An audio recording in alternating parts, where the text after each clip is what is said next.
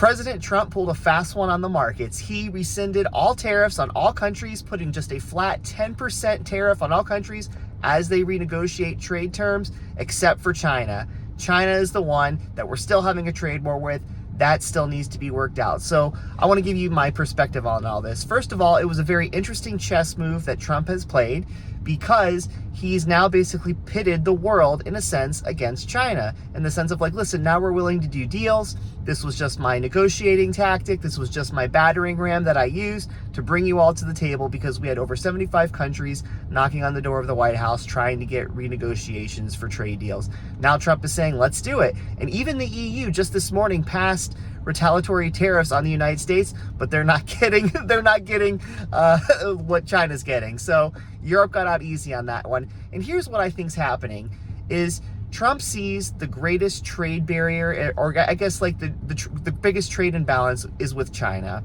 Basically, he wanted to renegotiate a lot of trade deals with every single country, the EU especially, but China is the big one. And they've obviously upped the ante quite a bit, doing like, 84% tariffs extra, which they just added yesterday. So this is his playing tactic of saying like, you know what? China builds so many products for everybody around the world. And now we're the largest consumer of the world is the United States. So I feel like Trump is trying to put China in a situation where it's like, listen, we need to negotiate. And he's trying to make himself look as, hey, I'm actually the negotiator. I'm the good guy. China, you're the one that doesn't want to play ball. It's an interesting tactic that he's trying to do on the public face of it. But I also believe that the Trump administration, this is where I do a little victory lap, because we can all get things wrong. I'm going to get things wrong or right on, as I talk on the internet, because again, I'm just a dude on the internet. But historically speaking, this is how Trump does deals. I really believed he had a plan that was going on, and now whether they changed the plan, was this the plan a whole time, nobody will ever fully know that. But in the end, this is the plan, this is the negotiating tactics. They obviously know what they're doing a little bit. And I think what's going to happen now is they're going to give an off-ramp to China on the backdoor deal. They're going to have some back channels with China, in my humble opinion. We'll never know about this. This is just my, tinfoil hat historical mind thinking, is that they're going to give some backdoor deals to China, or some back channel negotiations with China, to give them an off-ramp, to basically to make sure that China can still come out looking strong, that the United States can come out looking strong, and that it'll come to terms of like that, hey, we ended up coming to terms, we had fair negotiations, this is the new trade deal, the United States is going to be making a lot more money, China's going to be making a lot more money, everybody wins. And this is what's going to happen with every single other country as well. I really do believe that in the end, Trump is going to try to make the United States and his administration look as good as possible, and every other country is going to want that as well.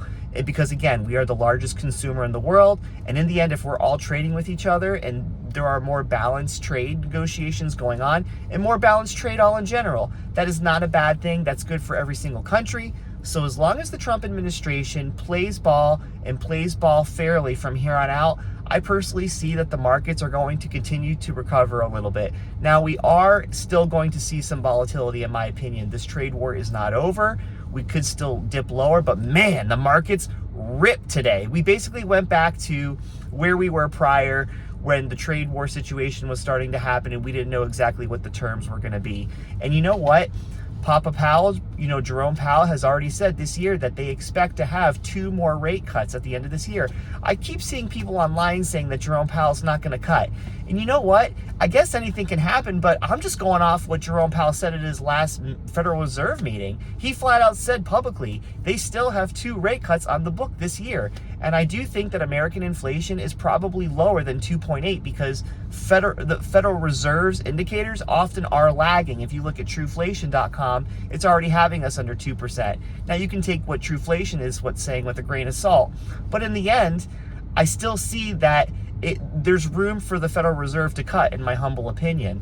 So let's see what happens. I really felt that this was just a battering ram trade negotiating tactic. This is my little victory lap to say, like, yeah, this is what Trump was doing all along. He played the game. The markets freaked out. Of course, the mainstream media blew up all this stuff. But all those people who were buying Bitcoin and stocks this low, boy, did they make some money today. So overall, a very, very interesting day.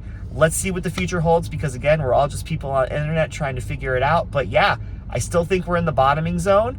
I think that there's still going to be more volatility with the markets, especially the crypto market. But yeah, if things continue to go the trajectory that they're going, which is in a good, more balanced trade situation, and we have more Fed cuts coming, and if we have more M2 money supply entering the markets, which we do see happening, yeah, I really do think we're going to continue to rip and roar this year. So yeah, let's see what happens.